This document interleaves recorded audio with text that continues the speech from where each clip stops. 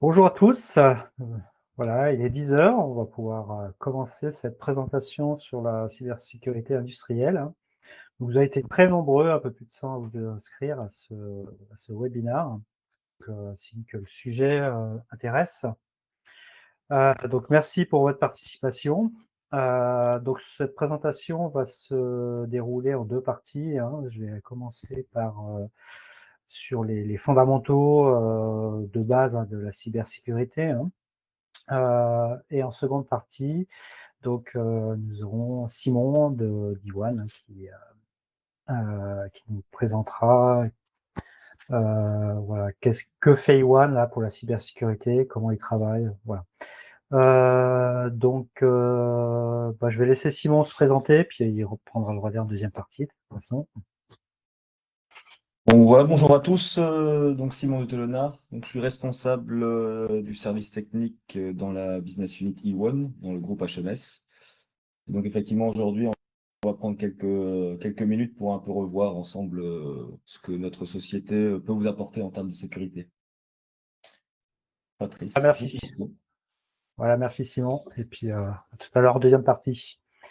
Donc moi-même, hein, donc je m'appelle Patrice Prin, donc je travaille chez Ricom depuis 2014 et j'ai en charge toute la gamme HMS, dont Iwan, hein, qui fait partie euh, dans le groupe HMS, et je m'occupe de la cybersécurité, qui va devenir un enjeu assez conséquent dans les prochains mois. Donc en attendant que tout le monde se connecte, il y a déjà beaucoup de monde connecté, mais bon voilà. Je vais vous présenter déjà en quelques minutes qui sommes-nous à Ericom, hein. Donc Ericom, hein, c'est une société, hein, qui a plus de 20 ans d'expérience, hein. A été créée en 2001, donc avec 4 millions de chiffre d'affaires et 14 personnes. Donc on a 3 bureaux, hein, à Paris, Saumur et Boufféré, hein. Saumur au centre technique où notre support technique est basé, bureau commercial, et Boufféré administratif et logistique.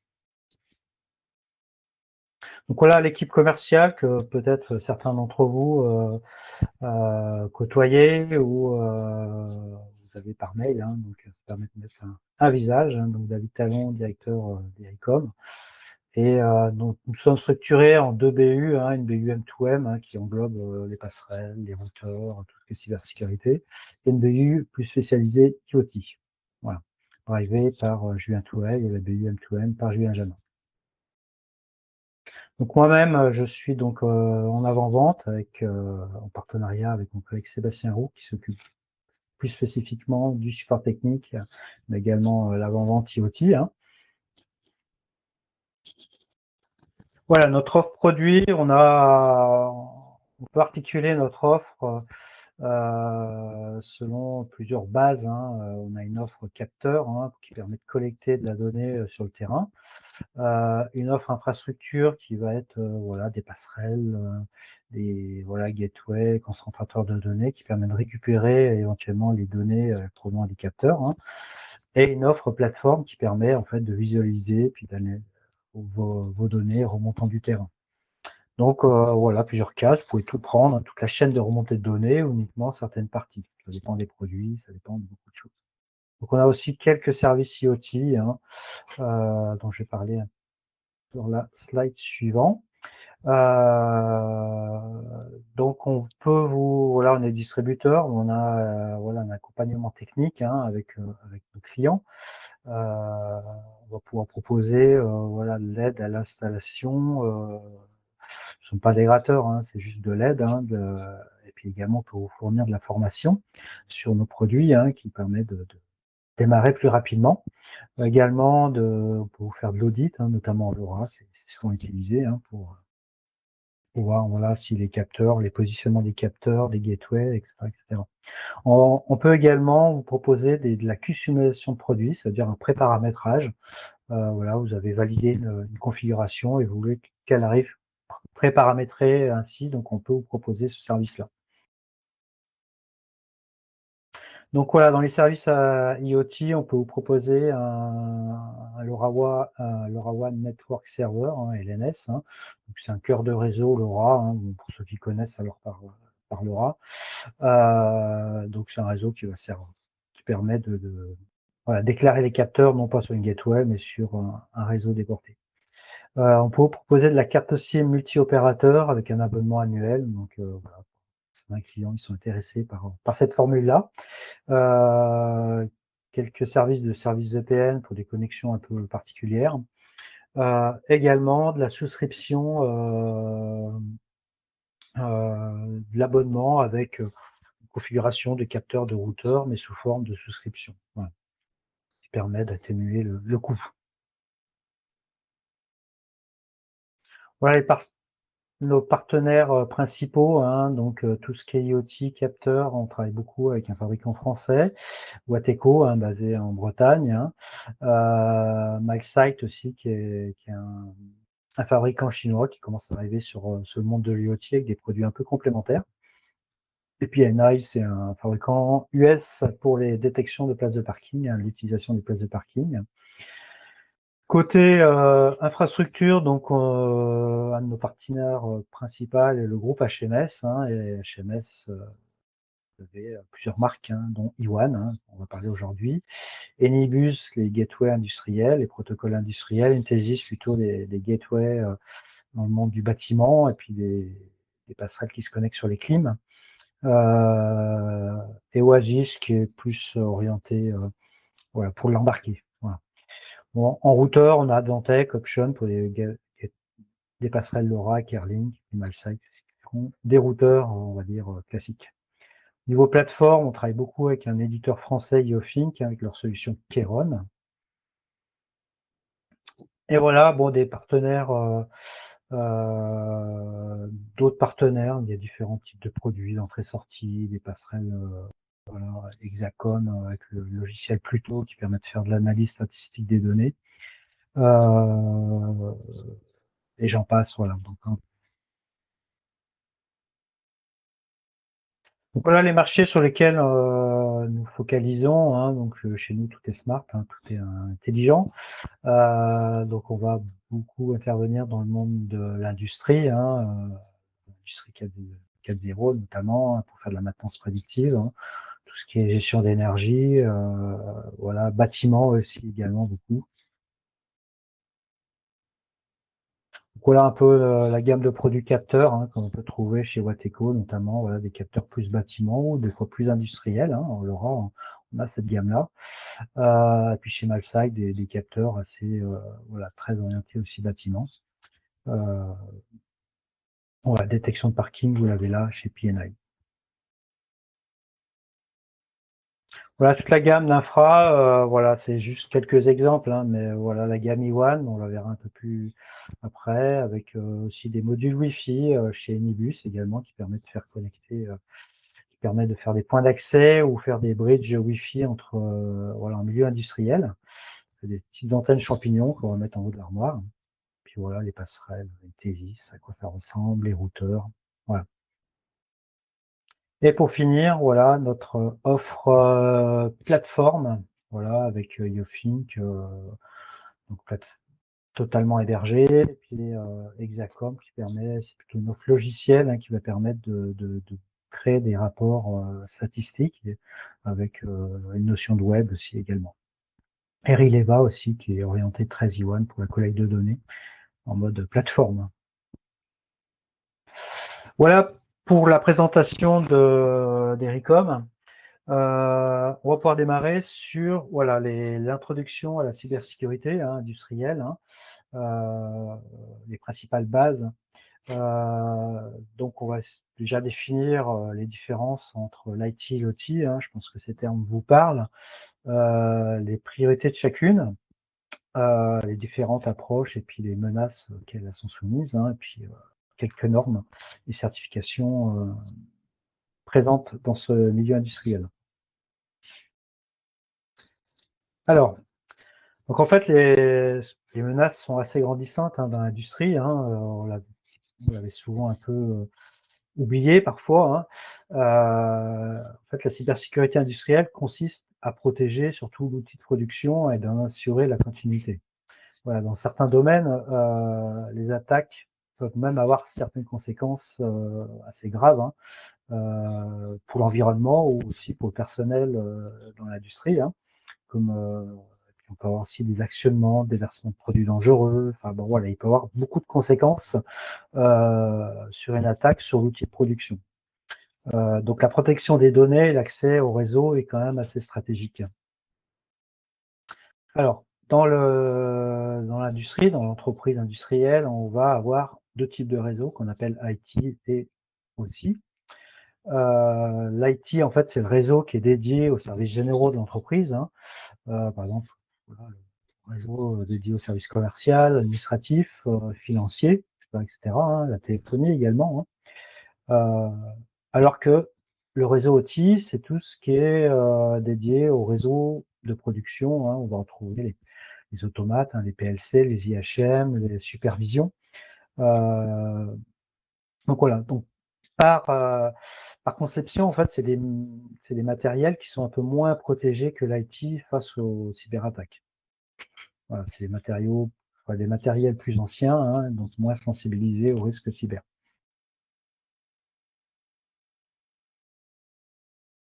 Alors, l'IT et l'OT, hein, est de moins en moins cloisonné, hein, mais ça n'empêche pas qu'on va avoir une approche un peu différente en termes de cybersécurité entre ces deux types de réseaux. Donc les priorités en termes de cybersécurité pour l'IT, hein, en premier lieu pour l'IT, c'est la confidentialité des données, son intégrité et sa disponibilité. Voilà les priorités au niveau de la protection. Du côté OT, hein, on va privilégier plutôt la disponibilité, c'est-à-dire assurer la continuité de la production même en cas d'attaque. Voilà. Et également la sécurité physique, hein, face à une panne de production et puis les conséquences qu'on peut avoir, hein. L'intégrité, la confidentialité des données vient en second plan. Alors, du côté IT, pour se protéger, on va souvent avoir affaire, parce qu'on a des PC, on est dans le monde du PC, on va souvent avoir des pare-feux, hein, global ou par device, c'est-à-dire par PC, hein, notamment, hein, des antivirus, des systèmes de détection d'intrusion, hein, également, et puis des solutions de chiffrement comme des VPN. Voilà. Donc l'accent est vraiment mis sur la protection des données, et vraiment sur l'accès au réseau. Côté OT, on va avoir des équipements voilà, plus anciens, comme je vous le disais, hein, et pas tout, et très rarement compatibles avec les solutions voilà, qu'on va trouver en standard dans l'IT, hein, qui a été sensibilisé bien avant l'OT au risque cyber, parce que connecté à l'extérieur de l'IT. Donc l'accent sera mis voilà, sur cette sécurisation du réseau industriel, donc par la segmentation des réseaux, du contrôle d'accès et même de la surveillance en temps réel du réseau OT.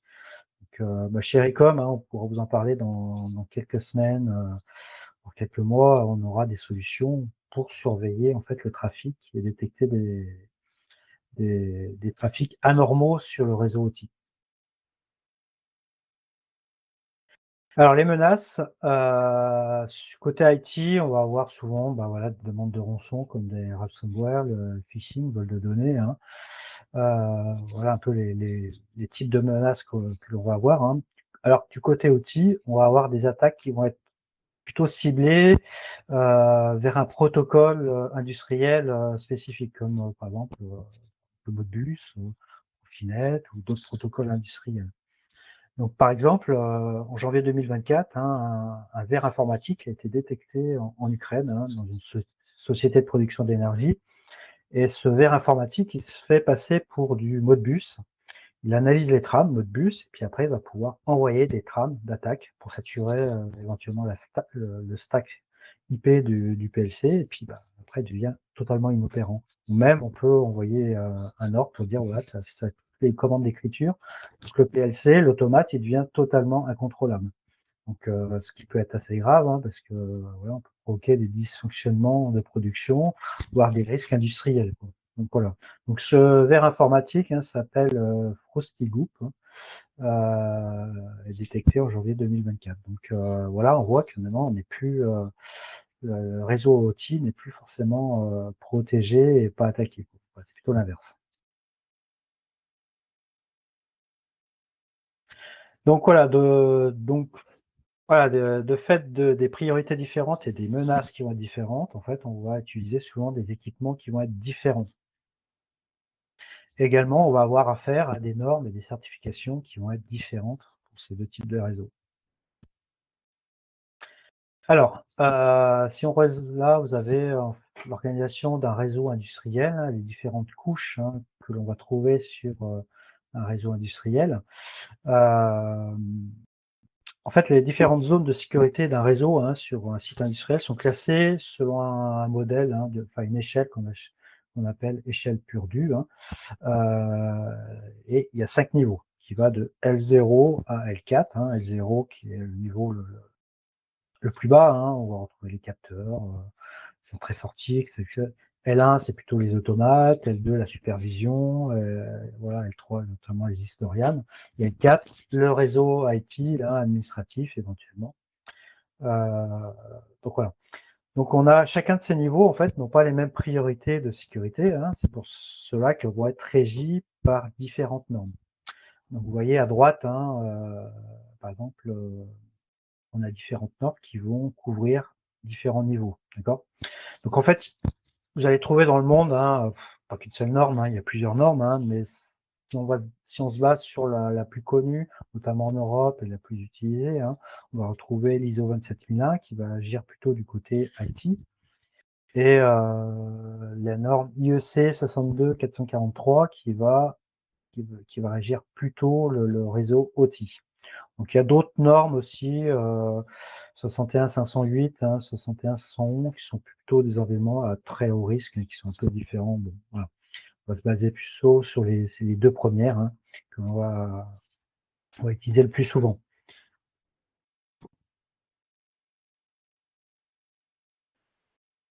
Donc la norme, ISO 27001 en fait définit toute une série de procédures en fait, afin d'assurer la sécurité, hein, et puis surtout dans le cycle d'amélioration continue. Alors, c'est quoi ce cycle-là? C'est on va planifier, déployer, vérifier, agir. C'est 3 socles, 4 socles. En fait, l'entreprise qui va être ISO 27001 doit montrer en fait sa méthodologie concernant ses développements. D'accord? Et le respect des bonnes pratiques, d'outils de sécurité. Mais en fait, ça va au-delà de ces aspects-là, hein, outre sa méthodologie pour créer des produits de cybersécurité, hein, enfin, qui sont sécurisés. Ça va au-delà de ces aspects-là, puisque la sécurité même des bâtiments, des bureaux de l'entreprise doit être assurée. C'est-à-dire n'importe qui ne doit pas pouvoir entrer dans l'entreprise sans un contrôle d'accès. Donc ça, c'est primordial. Les bureaux même doivent être un peu sécurisés, hors de question de laisser traîner n'importe quoi, des documents, une clé. Et également, on doit avoir des formations spécifiques, périodiques pour les salariés. Voilà, Simon de Iwan nous en parlera un peu plus de ce qui est mis en place chez HMS pour être certifié. Voilà, la norme IEC 62443-4-2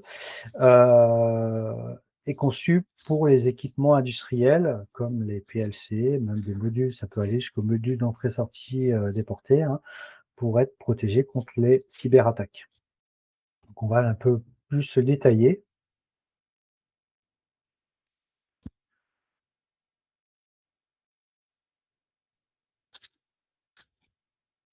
Alors,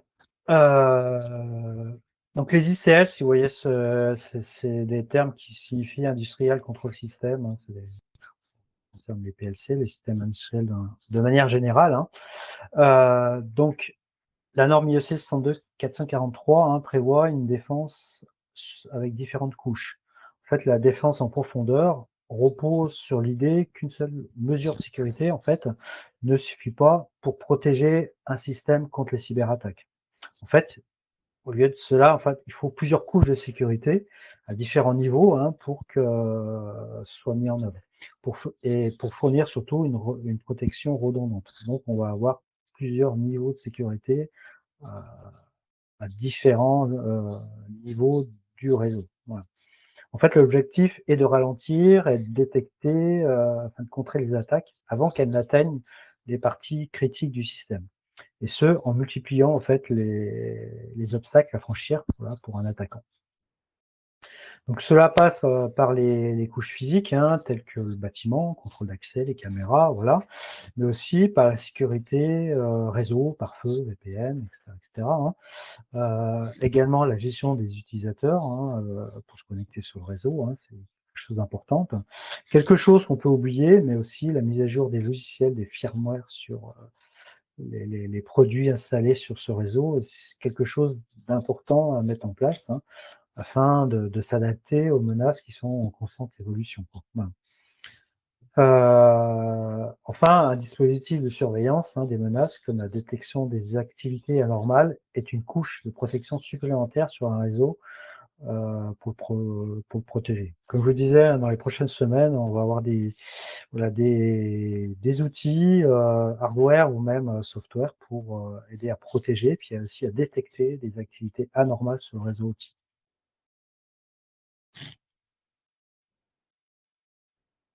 Voilà. Alors, la norme IEC 62443, là, hein, donc plusieurs définis des niveaux de sécurité qui va de SL1 à SL4, hein, en fonction des risques et des menaces identifiées, hein, pour un système, hein. Donc la défense en profondeur vise à satisfaire ces exigences, hein, de niveau de sécurité à travers les différentes couches de protection, hein. Donc, chaque niveau de sécurité impose des mesures de défense supplémentaires en fonction de la probabilité et de la sophistication des attaques. Voilà. Donc SL1, c'est la protection la plus basique, hein, qu'on va avoir, hein. SL4, on va pouvoir voilà, être protégé contre des attaques, des cyberattaques assez sophistiquées par des organisations assez bien organisées. Voilà. Donc, la norme, en fait, couvre tous ces niveaux de sécurité. Voilà.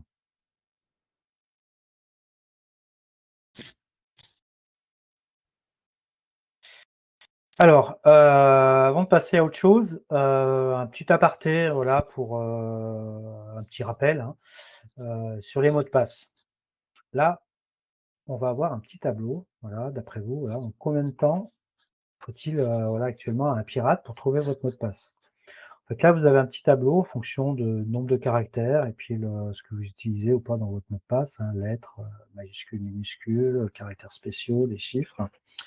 Voilà le temps qu'il faut pour un pirate pour trouver votre mot de passe. Donc, voilà, c'est juste, ça rappelle un peu de, voilà, même si c'est pénible, hein, de faire des mots de passe complexes, hein, mais voilà, ça remet un peu en perspective les risques qu'on peut avoir. En fait, voilà, 12 caractères, ça semble un minimum déjà pour, en mélangeant quand même des lettres, des chiffres, des caractères spéciaux, c'est quand même un minimum pour être suffisamment protégé. Et plus vous complexifiez, mieux c'est.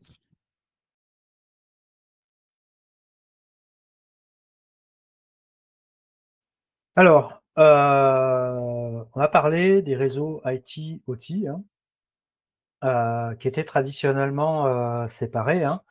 Les systèmes IT géraient en fait, gèrent les fonctions administratives, les données commerciales, alors que les systèmes OT, hein, les réseaux OT se concentraient sur la gestion, voilà, des équipements physiques, hein. Donc cette séparation était souvent, voilà, motivée par des exigences de sécurité, hein, et des performances spécifiques à chacun de ces réseaux. Voilà. Donc, par contre, voilà, l'évolution des technologies comme l'internet des objets industriels, hein, et l'industrie 4.0, en fait, il devient nécessaire de connecter ces deux réseaux, ces deux mondes, hein, en fait, pour améliorer la productivité, la flexibilité, voilà, l'efficacité des process industriels. Donc, en intégrant les systèmes IT et OT, hein, les entreprises en fait peuvent collecter, analyser des données en temps réel provenant des équipements qui sont industriels, qui sont du côté OT, hein, et de les intégrer au processus d'entreprise, côté IT. En fait, cela permet, voilà, de prendre des décisions plus rapidement et optimiser les process. Voilà. On peut aller aussi jusqu'à de la maintenance prédictive, hein, voilà. On a souvent besoin d'avoir un accès à Internet, quoi. Voilà. Ce qui n'est pas le cas du réseau OT jusqu'à présent. Donc en fait, la convergence IT-OT impose de fait d'améliorer la cybersécurité sur toute la partie du réseau de l'entreprise. Bon, l'IT qui est souvent assez bien protégé, ce n'est pas toujours le cas de la partie OT, donc ça impose de, voilà, de fait de renforcer cette sécurité. En fait, rien n'est figé désormais. Donc, tout l'importance de mettre en place des procédures et des systèmes en conformité avec les règles de la cyber. Voilà. Pas oublier que les services IT et OT ont des priorités différentes. L'IT veut tout protéger, souvent, alors que du côté OT, eux, ils veulent maintenir la production quoi qu'il arrive. Donc, en fait, il faut, malgré ces différences, il faut que chacun surmonte ces différences et trouver les points milieux. Donc voilà pour ça. On va passer sur un autre point, sur la directive européenne NIS 2. En fait, c'est une évolution assez majeure de la NIS 1 qui est de 2016 et la NIS 2 va beaucoup plus loin. Alors, elle est applicable à partir d'octobre 2024, voilà un peu le schéma chronologique. En décembre 2023, la NIS 2, la directive NIS 2 a été adoptée par le Parlement européen. En octobre 2024, elle rentre en vigueur dans tous les pays de l'Union européenne et il va y avoir une période transitoire. Et en avril 2025, chaque membre, chaque pays, notamment la France, devra publier sa liste nationale des petites et moyennes, enfin des entreprises qui sont concernées par la NIS 2. Alors, les entités en fait couvertes par la NIS 2 doivent mettre en œuvre en fait des mesures de gestion des risques de cybersécurité appropriées en fait pour protéger leurs réseaux et systèmes. Voilà. En fait, ces mesures incluent la gestion de risques, analyser et traiter les risques cyber, surveiller les menaces, donc sur une surveillance en continu pour détecter les cyberattaques, avoir une protection contre les incidents, donc prévenir, détecter et puis réagir face aux incidents, avoir un plan de réponse aux incidents, capacité à réagir rapidement aux incidents avec des gestions de gestion, enfin des systèmes de gestion de crise. Et également, quelque chose de très important, notifier ces incidents. Donc, obligation de signaler les incidents de sécurité majeurs en fait aux autorités compétentes.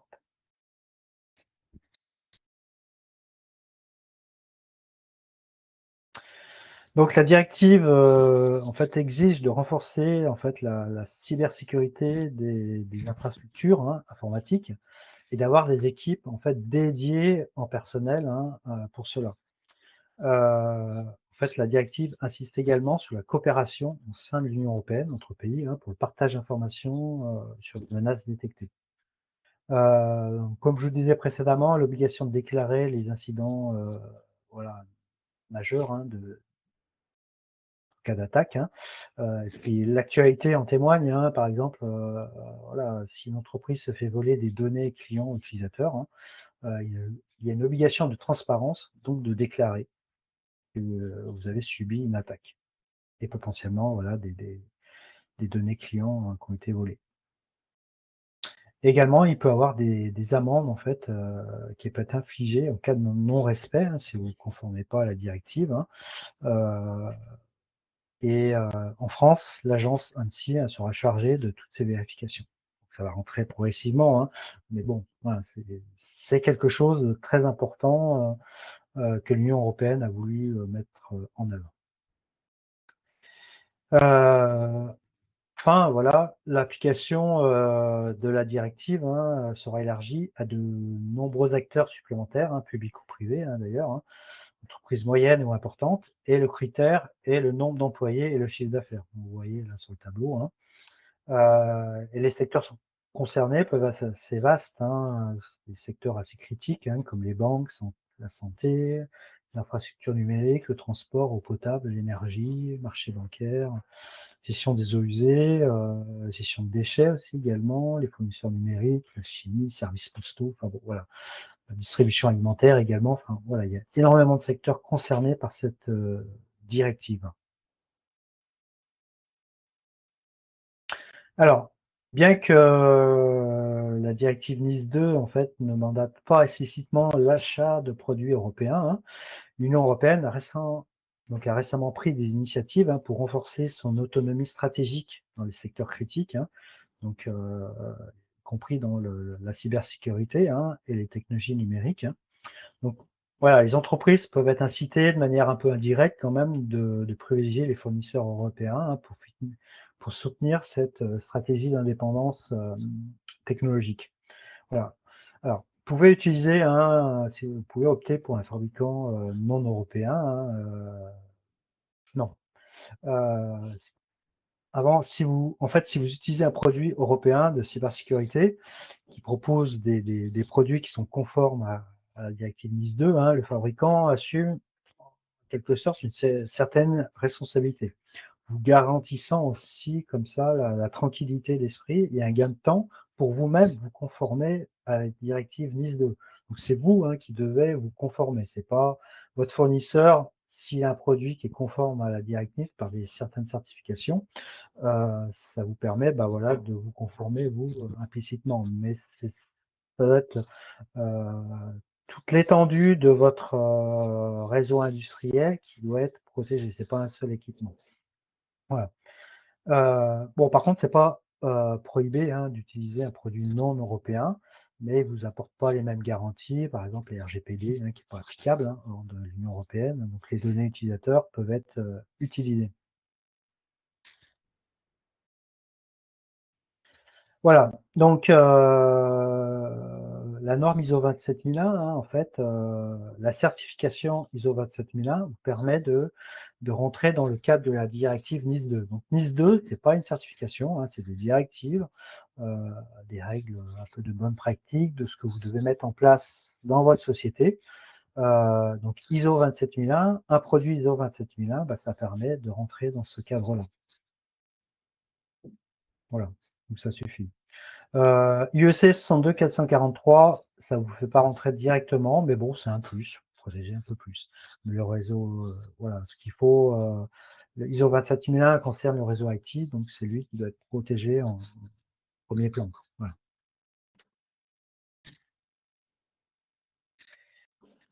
Voilà pour la première partie de cette présentation. Je vais laisser la parole à Simon, qui va, Merci, Patrice. voilà, je te laisse repartager ta partie. Bien sûr. Ça tout de suite. Donc vous avez en haut là dans un onglet QR, questions-réponses, hein. Vous pouvez poser vos questions, on y répondra à la fin de la présentation. Tout à fait. Très bien. Est-ce que vous voyez mon écran? Ça a l'air d'être bon. Vas-y, fais-le défiler.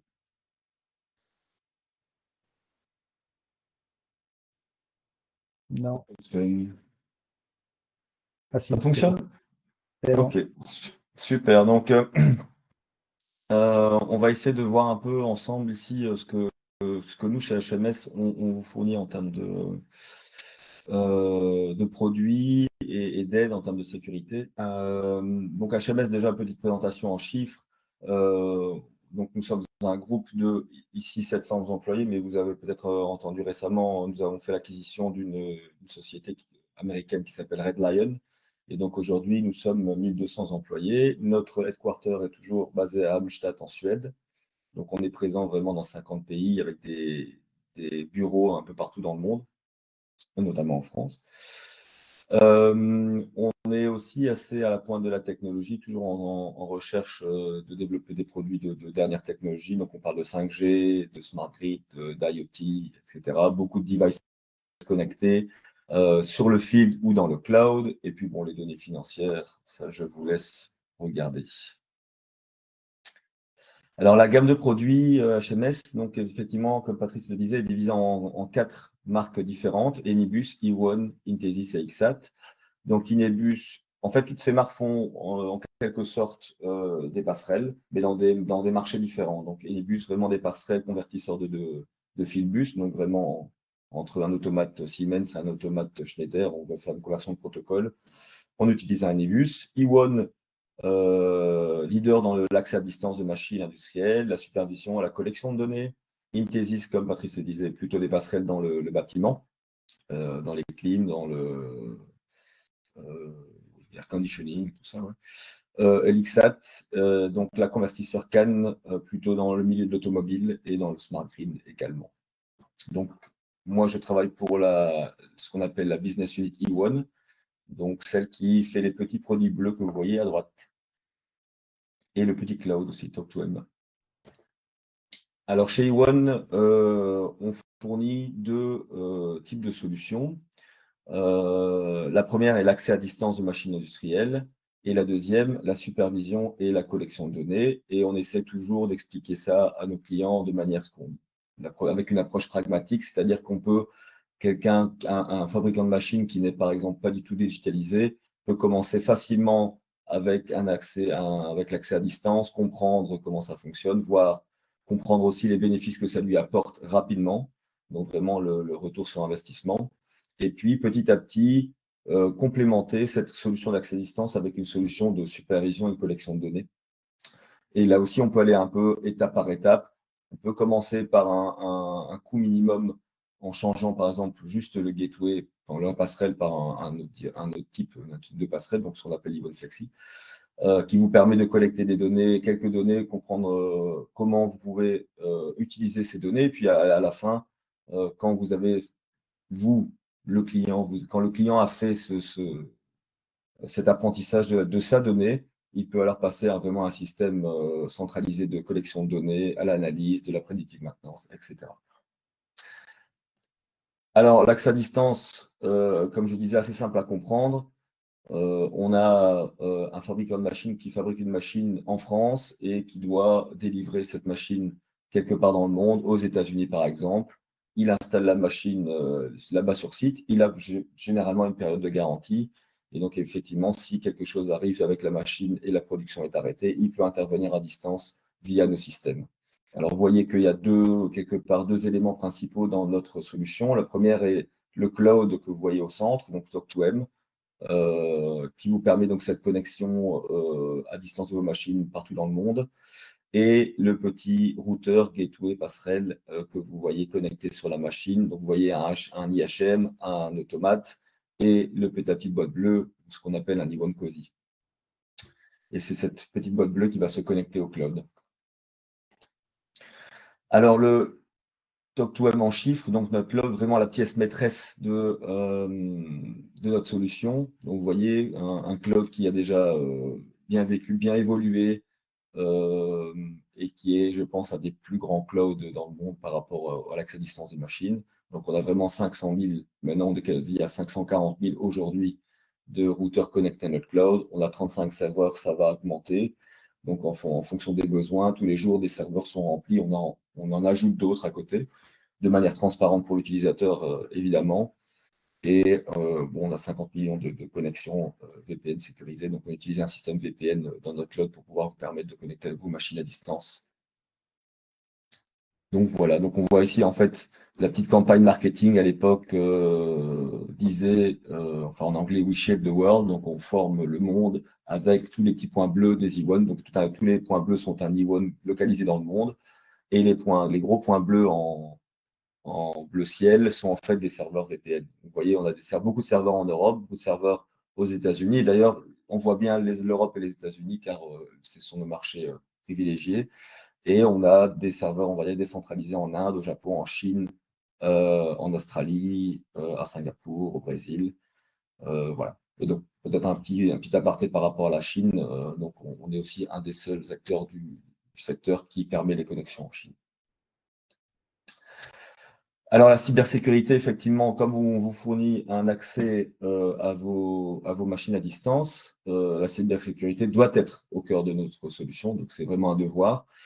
Et pour ça, on essaie de travailler sur plusieurs niveaux. Donc, la première, c'est l'ISO 27001. Donc, Patrice vous a touché quelques mots par rapport à cette norme. On y reviendra par la suite. Le deuxième, c'est Enviso.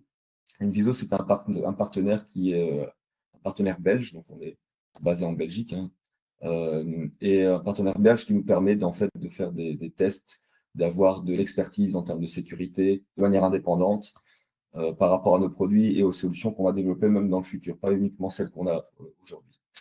Et alors, cette fameuse couche de sécurité, cette approche de sécurité en couche, donc vous voyez, même l'IEC 62443 travaille aussi avec une réflexion en termes de couches. cette réflexion qu'on a eue en termes de développement de nos solutions était déjà là avant que même toutes ces normes existaient. Donc, E1 existe depuis les années, on va dire fin des années 2000, donc plus de 20 ans. Et déjà à cette époque-là, on avait la sécurité en ligne de mire et on avait déjà réfléchi à la meilleure manière de développer nos solutions pour qu'elles soient sécures. Alors le COSI+, le dernier routeur de notre gamme, on va dire, en termes de nouveautés, c'est un routeur en fait qui est vraiment à la pointe de la sécurité car il a en fait une puce électronique qui permet de sécuriser le hardware. Donc c'est équivalent à ce que vous avez dans votre téléphone, votre iPhone par exemple. Donc ce qui permet en fait de stocker ce qu'on appelle des secrets de manière très très très sécurisée. Et on peut, de cette manière-là, encrypter et décrypter nos firmware de manière fiable. Donc, en fait, quelqu'un ne peut pas en fait falsifier nos firmware. Ça, c'est une chose. Et aussi, quelqu'un ne peut pas se faire passer pour un COSI+. Par exemple, quelqu'un qui voudrait imiter un COSI+, pour le connecter à notre cloud, c'est impossible. Alors, évidemment, la sécurité est aussi un long voyage que l'on parcourt tous ensemble et ça évolue tous les jours. Tous les jours, il y a des nouvelles technologies, des nouvelles types d'attaques, des nouveaux types de hackers. Et donc, évidemment, on doit pouvoir réagir rapidement en termes de patch, donc en termes de correction, hein, de sécurité pour les firmware de nos appareils et pour notre cloud. Donc, évidemment, pour le cloud, c'est assez aisé en termes de déploiement de patch, vu qu'on maîtrise tout et dans la journée, ça peut être déployé. Par contre, pour déployer les firmware dans les COSI+, là, il faut quelque part fournir à nos clients des outils fiables et faciles pour pouvoir le faire. Et donc, c'est ce qu'on a fait vraiment avec le COSI+. On a permis à nos utilisateurs de déployer le firmware de différentes manières, soit via notre outil, donc l'outil d'administration du compte s'appelle eCatcher, donc c'est un software que vous installez qui vous permet de vous connecter à distance. Et ce software vous permet de gérer votre flotte de COSI+, et de updater, de mettre à jour vos COSI+, très très facilement, juste en sélectionnant et en cliquant sur un bouton. Le COSI+ peut aussi être configuré pour qu'il se mette à jour automatiquement. Donc, tous les jours, il va aller voir sur le serveur de mise à jour si quelque chose est disponible pour lui et l'installer. Donc là, il est encore plus facile de mettre à jour ses COSI+. Il suffit à l'installation, activer cette fonctionnalité et donc après, vous êtes tranquille. Alors, 3 modèles différents des COSI+. Donc, en fait, un modèle Ethernet, un modèle Wi-Fi, un modem cellulaire 4G. En fait, ces différents sous-modèles vous permettent de vous connecter à Internet de manière différente. Donc, Ethernet via un câble qui est fourni quelque part par l'entreprise dans laquelle on installe la machine, ou alors une connexion Wi-Fi, donc connectée sur un routeur, ou alors via une carte SIM avec le modèle 4G. Alors, quels sont les outils qu'on fournit à nos clients pour qu'ils puissent quelque part se conformer aux standards de sécurité demandés par leurs clients à eux, donc dans les clients finaux qui utilisent ces machines. Donc, on a toute une série d'outils de sécurité voilà. Et donc, ici, on les liste. Donc, la compatibilité avec les pare-feux sur site, le pare-feu LAN, donc ça, c'est dans notre cloud. La séparation LAN et WAN. Je vais y revenir. Le client garde le contrôle, le journal de déconnexion des événements, donc effectivement, on peut monitorer ce qui se passe. L'authentification à 2 facteurs et notre solution qui est approuvée par l'IT. On va revoir ça tous ensemble pendant quelques minutes. Donc, la compatibilité avec les pare-feux, en fait, pourquoi notre solution est compatible avec les pare-feux? Bien parce que déjà, de 1, on utilise ce qu'on appelle des connexions sortantes. Donc, c'est toujours le petit routeur qui va initier sa connexion vers notre cloud. Donc, c'est comme si dans le réseau d'entreprise, vous accédez à Internet. Et on utilise des technologies standards. Donc, on n'utilise pas des technologies cachées. On publie d'ailleurs, on a des documents sur notre site support qui permet aux IT de comprendre comment notre solution fonctionne de manière, en termes de technologie. Et donc, ils peuvent adapter leur firewall en conséquence, de manière totalement transparente également.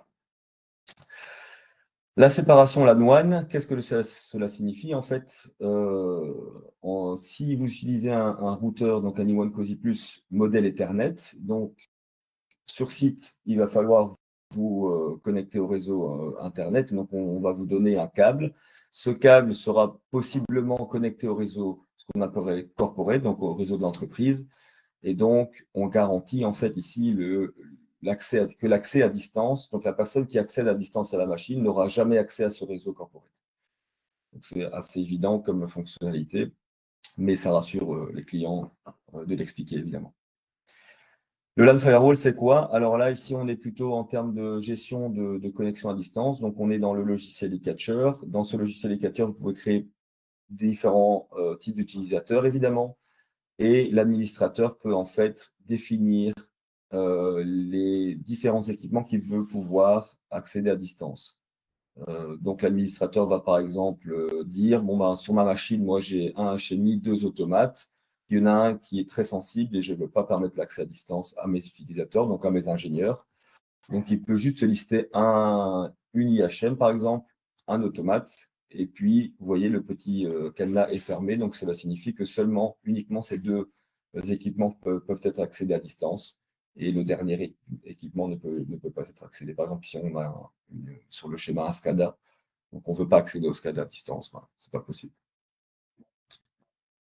Alors, le contrôle de l'accès à distance sur site. Donc là, imaginons que le client final comprend tout ce qu'on lui explique en termes de fonctionnalité, mais il est toujours un peu, on va dire, dubitatif sur les risques. Et donc, on peut aussi lui fournir ce qu'on appelle une protection physique. Donc, en fait, sur le routeur, on peut câbler, par exemple, un commutateur à clé qui va permettre au client final de contrôler l'accès à distance. Donc, en fait, imaginons le fabricant de machine câble ce commutateur à clé. Il est sur off par défaut, donc l'accès à distance n'est pas possible. Donc, si lui veut accéder, le fabricant de machine veut accéder à sa machine à distance, il devra appeler le client final pour qu'il tourne la clé et ainsi il pourra se connecter à sa machine. En plus de ça, quand le routeur se connecte au cloud, on peut générer un email ou un SMS vers une personne qui peut être par exemple le responsable de production pour qu'il soit en fait au courant qu'une session à distance va être effectuée. Et donc, on peut sécuriser peut-être les alentours de la machine à ce moment-là. Le dernier petit point par rapport au contrôle de l'accès à distance, on a aussi sur le routeur une sortie digitale qui vous permet en fait de connecter par exemple une lampe. Et cette sortie digitale vous donne l'information en fait de savoir si quelqu'un est connecté à distance à la machine ou pas. Donc on pourrait imaginer de connecter par exemple un gyrophare comme on l'illustre ici. Et de cette manière, en fait, on pourra, enfin les opérateurs autour de la machine voient en fait en temps réel que quelqu'un est en train de faire une maintenance ou un update. Et donc, ils peuvent sécuriser la machine. Vous savez, de temps en temps, des machines sont même protégées par des grilles. Donc, on peut demander à toutes les personnes de sortir, fermer les grilles. Et donc, tant que la lumière est allumée, personne ne touchera la machine. Donc, on parle aussi de machines robotisées, donc des robots qui peuvent bouger à distance, possiblement, et peut-être blesser quelqu'un sur site. Alors, le journal des connexions, évidemment, l'administrateur du compte, du compte Talk2M, de la cloud, peut voir à tout moment qui s'est connecté à quelle machine et pendant combien de temps et de quelle manière. Donc ça paraît évident, pour pouvoir tracer tout ce qui a été fait sur une machine. Alors, la sécurité renforcée, pour effectivement accéder à son compte, on utilise le nom du compte, un nom d'utilisateur et un mot de passe. Et on peut renforcer cette authentification via un SMS. Okay. On est aussi en train de développer des nouvelles solutions hein, donc, qui vont arriver dans pas très très longtemps. Et évidemment, on va implémenter d'autres manières de faire du double facteur via des applications dédiées, etc. Alors, pourquoi approuvé par l'IT? Eh bien, on l'a déjà mentionné, donc on est certifié ISO 27001. Et là, je voulais vraiment faire la distinction entre les deux types, on va dire, d'axes de sécurisation qu'on a on va dire, en termes d'approche sécurité. Donc, on a vraiment la ISO 27001 sur la gauche qui nous sert à sécuriser notre organisation. Donc, Patrice l'a déjà expliqué. ISO 27001 ne parle pas de pen testing, donc de tests de pénétration ou de technologie en tant que telle. Il parle de best practice. Et donc, ça nous permet, en fait, ISO 27001 de sécuriser notre organisation en termes de personnes. Donc ça, c'est un axe. Et puis l'axe, on va dire, technologique, il est plutôt fait par Enviso, qui lui va, comme je disais, nous fournir des expertises par rapport aux technologies qu'on utilise. Il va nous faire des tests de pénétration, etc., pour pouvoir assurer que notre solution est technologiquement sécurisée. Alors, le droit d'accès à distance, ça c'est le dernier point que je voulais mettre en lumière. Donc, on donne notre solution pro, donc c'est l'abonnement payant de notre cloud. On vous permet aussi de définir toute une granularité sur les droits d'accès utilisateurs. Donc, vous pouvez même filtrer les accès sur l'appareil à accéder sur site. Donc, par exemple, comme je le disais, moi sur site, j'ai 2 automates. Mais cette personne-là doit juste accéder à l'automate A et pas l'automate B, eh bien, vous pouvez le faire grâce à notre subscription, subscription pro. OK. Alors ici, on passe à l'ISO 27001 en pratique. Donc, je voulais juste highlighter les 2-3 gros points les impacts qu'on a eu chez nous par rapport à la certification ISO 27001. Et ça aussi, ça vous permet aussi de comprendre ce que se cache un peu derrière aussi la norme NIS 2, parce que ISO 27001 et NIS 2 sont très très similaires. Donc la directive NIS 2 s'est inspirée de l'ISO 27001 pour être établie. Et la première chose qu'on a dû faire quand on a voulu être certifié ISO 27001, c'est de créer ce qu'on appelle notre ISMS. Donc c'est l'Information Security Management System. Donc en fait, on doit mettre en place un système où on va stocker en fait nos différentes procédures, contrôles, politiques, etc. Et donc ce ISMS va être vraiment axé sur 3 axes, les salariés, les processus et la technologie. Et vous voyez, les salariés, je l'ai mis en gras, c'est pour une bonne raison, c'est qu'en fait, le gros point important de l'ISO 27001, ce sont les gens qui travaillent dans l'entreprise, parce que ce sont en fait les cibles privilégiées pour les hackers. Un hacker qui a peu de moyens, il va sûrement pas s'attaquer à l'appareil, au cloud, à la technologie, il va s'attaquer aux gens. Et ça, on a tous été impactés un jour, on a tous reçu des spams, on a tous reçu des mails de phishing. Et donc ça, c'est déjà un axe pour lequel il faut vraiment j'ai envie de prendre soin, parce qu'en fait, vous pouvez développer des solutions hyper sécurisées, hyper encryptées, mais si la personne qui la développe, elle utilise un mot de passe à 3 chiffres, en fait, votre solution n'est pas sécurisée à cause du facteur humain. Donc vraiment, les salariés, c'est vraiment un point central autour de l'ISO 27001. Alors, ce ISMS, effectivement, doit garantir, ça c'est des termes un peu de sécurité, la confidentialité, l'intégrité et la disponibilité des informations. On doit toujours garder ces 3 choses, on va dire axes à l'esprit, parce qu'en fait, on va aussi déterminer un risque en fonction de l'altération de la confidentialité, l'intégrité ou la disponibilité de nos données. Donc, tout ça, c'est des choses qui reviennent souvent dans les processus de l'ISO 27001. Alors, la sécurité des bureaux, ça, c'est une des premières choses qu'on doit faire. Et l'auditeur, en fait, ne va pas vraiment regarder, encore une fois, les procédures en tant que telles immédiatement. La première chose que l'auditeur 27001, il va faire, il va rentrer chez vous et il va vous demander le contrôle d'accès. Bien, si par exemple l'auditeur arrive à rentrer dans vos bureaux sans avoir aucun contrôle d'accès, vous avez déjà des problèmes. Donc, en fait, la première chose qu'on a dû faire, c'est de faire un plan sur nos bureaux en tant que tel et de se dire, ces salles-là, donc, par exemple, la salle serveur est sécurisée, uniquement l'IT manager peut avoir accès. Les bureaux sont disponibles de telle heure à telle heure pour les employés. Pour les managers, c'est un peu plus long. Donc, il y a toute une liste, on va dire, de droits d'accès, un peu comme pour le compte Talk2M, mais en termes d'accès à nos bureaux. Et donc, on a dû établir des accès par batch partout. On a dû enregistrer toutes les personnes qui rentrent et qui sortent. et une personne extérieure ne peut pas être seule dans la société. Donc, elle doit porter un badge et elle ne doit jamais être seule. Donc, encore une fois, si un auditeur 27001 vient chez nous et qu'il se retrouve tout seul, vous avez déjà des problèmes. Alors, politique de nettoyage des bureaux, c'est assez, on va dire, évident, mais c'est quelque chose qu'on a dû aussi établir chez nous. Donc, on ne peut pas laisser de documents sensibles internes sur les bureaux. On doit verrouiller son PC à chaque fois que l'on quitte son poste de travail.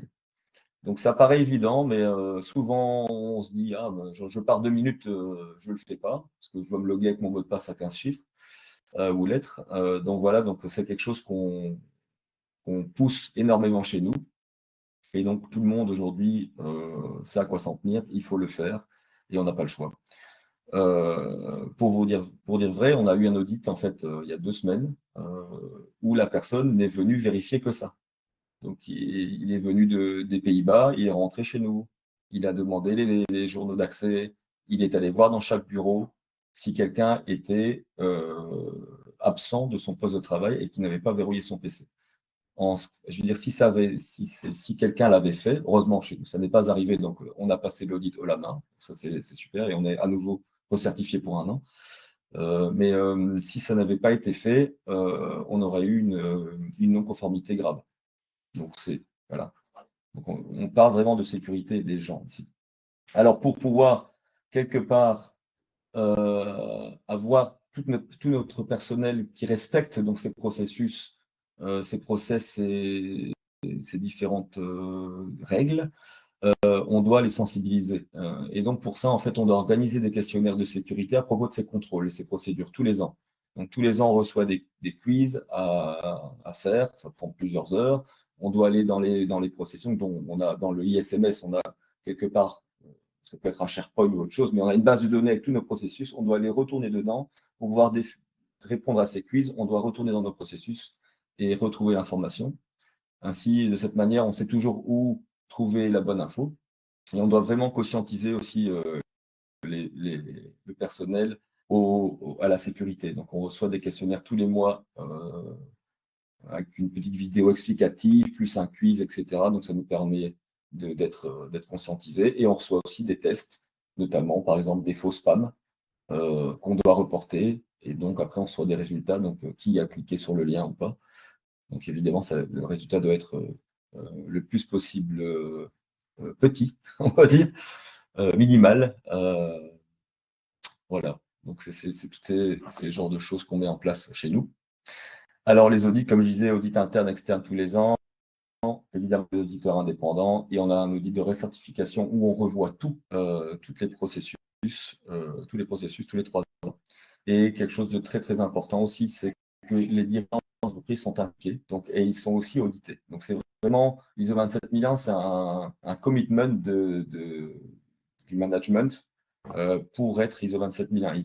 On va dire, un chef d'entreprise ne peut pas dire je veux être ISO 27001, mais je laisse ça à mes employés, ils vont se débrouiller, etc. Non, parce que lui aussi va être audité. Donc, c'est vraiment une application de tout le monde. Alors, la cybersécurité, le conseil, bon, c'est pas vraiment la traduction, c'est vrai qu'on a oublié de changer ça. Cybersécurité Advisories. Donc, en fait, qu'est-ce que ça veut dire? Ça veut dire qu'on doit être transparent et quelque part, Patrice l'avait déjà expliqué et c'est quelque chose qu'on fait déjà aujourd'hui. On doit être transparent en termes de publication de problèmes de sécurité. Chaque fois que quelque chose arrive en termes de sécurité dans nos produits, au niveau du groupe HMS, on produit ce qu'on appelle un rapport CVE qui est publiquement affiché sur notre site web. On est vraiment dans la transparence par rapport à la communication de nos problèmes de sécurité.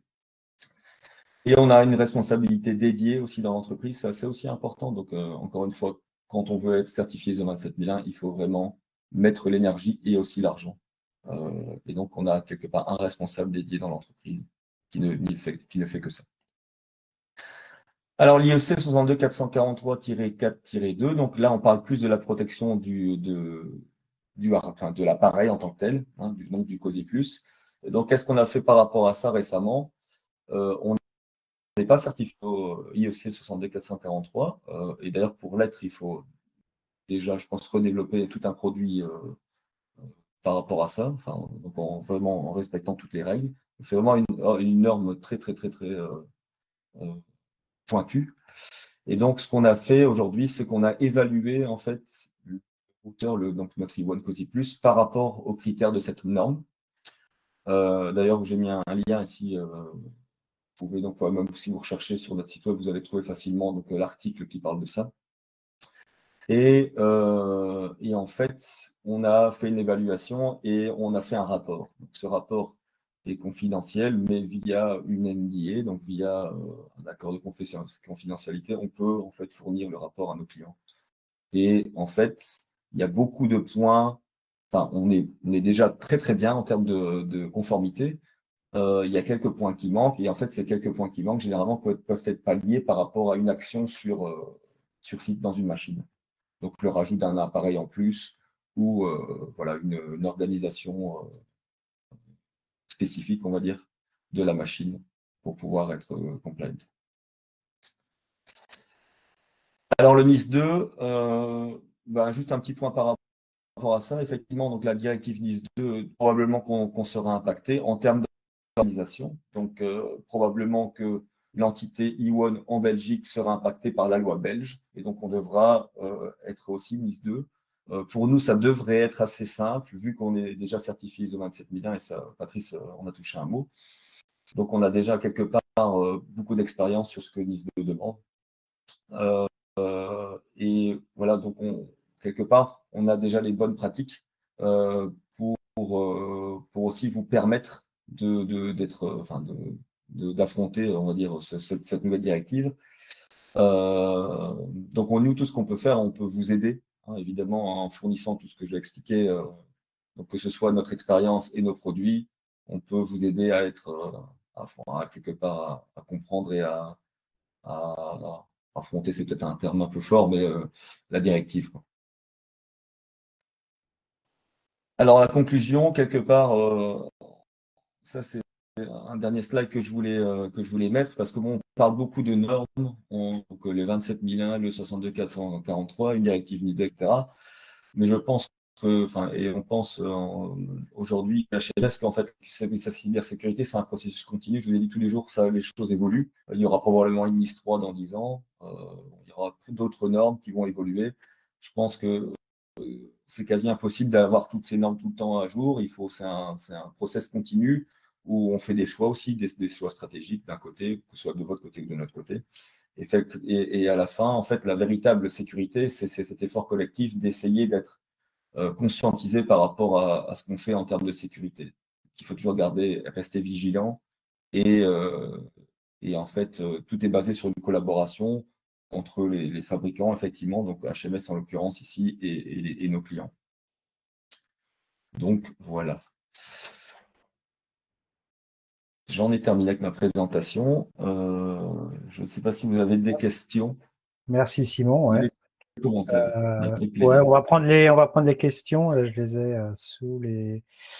Donc merci beaucoup hein, Simon pour ta présentation très claire. Hein. Je peux juste mettre la deuxième slide. La dernière, je veux dire. Avancer d'un coup. Non, avancer plutôt. Voilà. Ah oui. Voilà, parfait. Merci. Donc alors pour les questions, j'ai une première question. Moi, je n'ai pas tout compris.